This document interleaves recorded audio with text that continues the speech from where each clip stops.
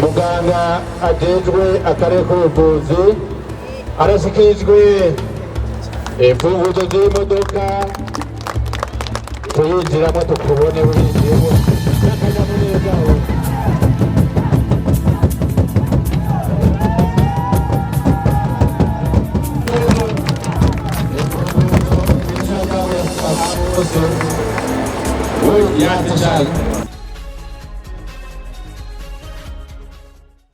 turashimira abaremesha kiyago ku gikorwa c'iteka mukora mu miryango no mu kibano.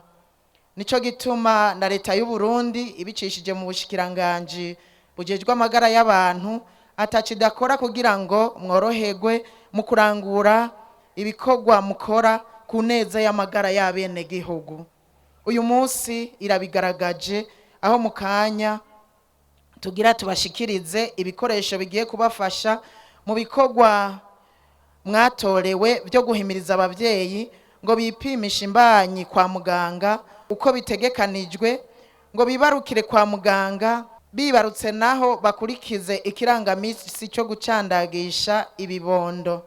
Ivyo bikoresho bizofasha rero mu guhimiriza bene gihugu kugira isuku ry'umubiri no mu mihana iwabo, gukaraba n'amazi meza n'isabune ngo birinde ingwara zituruka ku isuku rike, kuryama imisi yose musi y'umusegetera urimwo umuti wica imibu kugira bikingire malaria, kugira ngo birinde ingwara ziturutse ku gufungura nabi, mu gufungurira imiryango imfungurwa zirimwo ya migwi yose, aho kujana ivyamwa imboga n'amagi mu masoko, kudacira hagati ikirangamisi c'incanco duha abavyeyi n'ibibondo, hamwe no kuronswa ivyunyunyu n'imiti y'inzoka itangwa mu masekeza, kwihutira kwa muganga igihe cyose amagara bakitse no gufata imiti uko muganga yabitegetse.